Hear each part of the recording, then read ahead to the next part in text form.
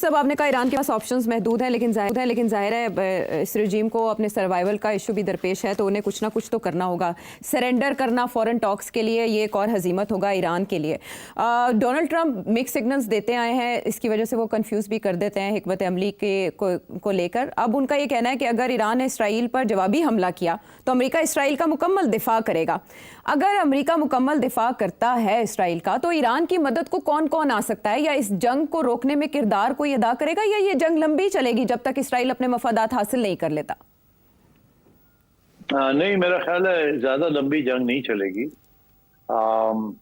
Israel ने तो खुद ही कहा है कि हफ्ता 2 हफ्ते फिर पॉज होगा नेगोशिएशन के लिए, बातचीत के लिए, सियासी इनिशिएटिव्स के लिए। ये नॉर्मल ऐसे ही होता है। ऐसे तो नहीं है ना कि आप एक जंग करके कंट्री को कॉन्कर कर लेते हैं, वो तो पुराने जमाने की बातें हैं। तो कोई ऑक्यूपेशन तो होनी नहीं है। So then there is space for political development. तो मेरा ख्याल है कि ये इसराइल के 1-2 और हमले होंगे एंड दैट्स इट। उसके बाद मेरा ख्याल है कि इंटरनेशनल कम्युनिटी शोर शराबा फाड़ के वो आ जाएंगे। मगर मुझे जो खदशा, जो फिक्र है ना, कि ईरान जो है वो जब रिटेलिएट करेगा तो वो किस किस्म की रिटेलिएशन होगी। जैसे मैंने पहले कहा, उसको अमेरिका को भी करेगा या सिर्फ इसराइल को करेगा। अगर अमेरिका को नहीं करता तो फिर जल्दी जंग बंद हो जाएगी। अगर अमेरिका को करता है तो फिर और भी नुकसान होगा। बट एनीवे, मैं समझता हूँ कि Russia, China will end up having to play some sort of a role, क्योंकि इस वक्त जो एक्सेस बन रही थी वो यही बन रही थी ना कि चाइना, रशिया, ईरान, टर्की, ये सब इकट्ठे हो रहे थे। तो Iran is part of that axis, और ये वही एक्सेस है जिसने ईरान को बेल आउट भी किया है। चाइना बहुत ईरान से तेल लेता है सैंक्शंस ब्रेक करके, ईरानियन इकोनॉमी बहुत डिपेंडेंट है। तो Chinese diplomacy and Russian diplomacy will come into play. मगर प्रॉब्लम यहाँ ये है कि Russia is already waging a war in the Ukraine, जहाँ वो ट्रंप के साथ नई बात बन रही, वहाँ लड़ाई झगड़े चल रहे हैं। ट्रंप की जो एक एफर्ट्स हैं वो कामयाब नहीं हो रही वहाँ यूक्रेन में। तो मैं ये समझता हूँ कि ऑब्वियसली यूनाइटेड नेशंस में शोर शराबा पड़ेगा कि इसको बंद किया जाए, बिकॉज इसराइल के हक में तो बहुत कम लोग हैं ओपनली। मैंने कहा ना आपको कि कंडेम नहीं किया वेस्टर्न नेशंस ने, मगर सपोर्ट भी नहीं किया। वो सारे यही कह रहे हैं एस्केलेशन। तो उससे आप यही समझे कि अब कोई ना कोई एस्केलेशन रोकने के लिए लोगों का आना जाना शुरू हो जाएगा। सिक्योरिटी काउंसिल के अंदर रेजोल्यूशंस पास होंगे, सीज फायर होगा या कुछ इस किस्म की चीज होगी, और फिर एक दफा फिर नेगोशिएशंस और इंस्पेक्टर्स और डील्स और ये सारी बातें फिर शुरू हो जाएंगी। और अगर ऐसे ना हुआ और ईरान ने रेजिस्ट किया इस चीज को, तो फिर मैं समझता हूँ ईरान के अंदर और भी इंतशार होगा और भी क्राइसिस बढ़ेगी, सियासी क्राइसिस, और that could lead to many serious issues Iran का। आपने देखा कि जब इराक के अंदर भी डेंजर था कि इराक टूट जाएगा, सीरिया के अंदर भी ये डेंजर था, मगर वो बचा लिया उन्होंने इन दैट सेंस। तो फिर नए मुल्क नहीं बने। यहाँ तो सेपरेटिस्ट मूवमेंट्स भी हैं, वहाँ तो सेपरेटिस्ट मूवमेंट्स भी नहीं थे, यहाँ तो सेपरेटिस्ट मूवमेंट्स भी हैं। वो बलूचिस्तान वाले हैं, कुर्द वाले हैं, कुर्दिश हैं, सो सो आई थिंक ईरान की जो भी रिस्पॉन्स होता है will be very critical. Greater Israel plan का भी आपने तस्करा किया था कि कहाँ तक सिलसिला जाएगा, तो क्या ये ग्रेटर इसराइल प्लान का आखिरी एपिसोड है ईरान पर अटैक, या बात आगे बढ़ेगी?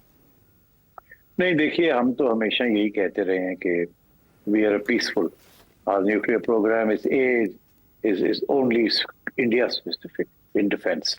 वी हैव नेवर, हमने कभी भी ये इस किस्म की इसराइल के खिलाफ कभी ओपनली थ्रेट नहीं की। डिप्लोमेटिक हम बात करते हैं, but we have never done anything. यहाँ तक कि ऐसी स्टेजेस भी आई हैं जहाँ जब अरब ममालिक तैयार हो गए थे इसराइल के साथ कुछ तल्लुकात बनाने के लिए, तो हमारे यहाँ भी आवाज़ें खड़ी हो गई थी कि हम भी तल्लुकात बना लेते हैं। अगर जिन लोगों का डायरेक्ट मसला है अरबों का, ये पैलेस्टाइन, तो अगर वो तैयार हो गए हैं कि जी इनके साथ कोई बातचीत हो जाए या डिप्लोमेटिक रिकग्निशन हो जाए या कोई सोल्यूशन निकाला जाए, तो फिर हम कौन होते हैं चौथे महल्ले बैठ के सारा वक्त लड़ने के लिए।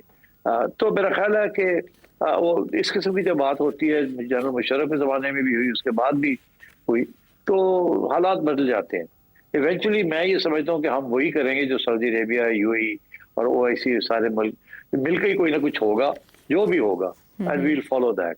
हम अलहदा नहीं खड़े हो सकते ना अमेरिका के खिलाफ, ना इसराइल के खिलाफ, ना ही हम अपने आप को एक रेडिकल इस्लामिक रेजीम कहलाते हैं, जैसे कि ज़िया-उल-हक के ज़माने में था कुछ इम्प्रेशन, या ईरान के बारे में ये कहा जाता है, या तालिबान के बारे में ये कहा जाता है।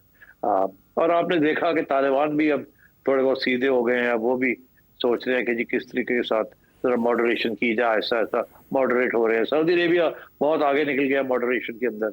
एक ज़माने में सब दुनिया की सबसे ज़्यादा फंडिंग मॉस्क्स को और देवबंदी इस्लाम को सपोर्ट करने के लिए सऊदी अरेबिया करता था, सब बंद हो गया under MBS and so on. तो मैं समझता हूँ कि हमारे यहाँ उस किस्म की अब थ्रेट नहीं है टू इसराइल जो कि एक ज़माने में थी, जो इसराइल समझता था, क्योंकि अब हमारे बम बना लिए हमने, और हमने बड़ी जिम्मेदारी के साथ कभी भी धमकी, न्यूक्लियर धमकी नहीं दी कि जी हम ये इस्तेमाल करेंगे या हम कर सकते हैं किसी के खिलाफ, या हम एक्सपोर्ट करेंगे। आपने देखा, हमने तो ये बात समझाने के लिए लोगों को कि we are not in the business of exporting nuclear weapons, and we are not an Islamic regime, and this is not an Islamic bomb. वो आपने देखा, हमने AQ खान की भी छुट्टी करा दी थी एंड सो ऑन। तो मतलब we are not an Islamic bomb. So ये जो डर रहा है ना उनको कि Islamic bomb, we are not an Islamic bomb. सिट साहब, क्या बैकडोर आपके ख्याल में कोई बातचीत चल रही होगी, क्योंकि सेकंड चांस के लिए डोनाल्ड ट्रंप दबाव डाल रहे हैं ईरान पर। मीनवाइल तेल की कीमतों में इजाफा हो गया जैसे ये खबर मार्केट में आई अटैक की, तो ईरान के पास क्या इसके अलावा भी ऑप्शंस हैं कि वो स्ट्रेट ऑफ हॉर्मस को बंद कर दे और मजीद मुश्किलात पैदा करने की कोशिश करे इनडायरेक्टली डायरेक्टली? बिल्कुल, मैंने आपसे कहा ना कि ईरान के रिस्पांस के ऊपर डिपेंड करता है कि आगे हालात कैसे डेवलप करेंगे, क्योंकि जो भी ईरान करेगा दुनिया उसको कहेगी एस्केलेशन। दुनिया ये एस्केलेशन जो है वो इसराइल के खाते में नहीं डालेगी, ईरान के खाते में डालेगी। अब मैंने कहा आपसे कि ईरान बहुत कुछ कर सकता है और फिर कुछ नहीं भी कर सकता। अगर तो ईरान ने ऑयल पाइपलाइंस जो सी लेन्स हैं उसको अटैक किया, और तो फिर तो मसला बन जाएगा। और इसी तरीके के साथ अगर अमेरिकन बेसिस को उन्होंने बहुत शदीद तरीके से अटैक किया है, काउंसिल एम्बेसीज को या उनके जो मिलिट्री बेसिस है इन द मिडल ईस्ट, तो then yes it create a problem. मगर अगर एक दिखावे के लिए कुछ छोटा मोटा कर दिया तो मेरा ख्याल है दैट विल बी ओके, कि भी हमने किया भी है और नहीं भी किया, और let's talk now, let's go to the United Nations and talk and so on. But अगर ये तेल वाली बात बड़ी खतरनाक है, उसकी वजह ये हमारे लिए, हमारे जैसे लोगों के लिए, हमारे पास ना रिजर्व्स होते हैं और price is very critically dependent on the price of oil. एक जमाने में $130 था बैरल, और अब जाके कोई 60 के करीब आधी कीमत है, जिसकी वजह से हमारा ऑयल बिल जो है, जो कि बहुत मेजर बिल है ऑल आर इम्पोर्ट्स, वो कम हो गया है, और ये अब थोड़ी बहुत हमें ब्रीदिंग स्पेस मिली है। मगर अगर अब ये $60 से ये 70, 80, 90 तक फिर पहुंच जाता है, तो देन ऑब्वियसली हमारे बैलेंस ऑफ पेमेंट्स के ऊपर, हमारी ऑयल इम्पोर्ट्स के ऊपर असर पड़ेगा, और फिर पाकिस्तान के अंदर महंगाई होएगी और बड़ा हमारे लिए भी मुश्किलात हो सकती है। इसी तरीके के साथ हमारी एक्सपोर्ट्स जो है वो भी समुद्री जहाज़ों से ही जाती हैं, और अगर सी लेन्स डिस्टर्ब हो जाती है तो आप सोचिएगा कि योर एक्सपोर्ट्स विल फॉल। अगर आपके एक्सपोर्ट्स गिरते हैं तो फिर और भी बड़े मसले बन जाते हैं उसके साथ। तो हमारी इकोनॉमी बड़ी इस वक्त नाजुक मोड़ पे है, और इस स्टेज पे अगर हमारी ऑयल सप्लाईज महंगी हो जाती हैं, या हमारी एक्सपोर्ट्स गिर जाती है, या कोई डिस्ट्रप्शन शुरू हो जाती है इन द रीजन, तो दैट विल हर्ट अस। तो हमारा भी इंटरेस्ट यही होगा कि जल्दी से जल्दी कोई नेगोशिएटेड सेटलमेंट हो या पॉज हो, ताकि ये ना हो। मैं छोटी सी आपको बात बताता हूँ। अभी आपने देखा ये पानी के मसले के ऊपर सिंध के अंदर सड़कें वड़कें बंद कर दी थी जी, आपको पता है, जी, याद है ना आपको? बिल्कुल।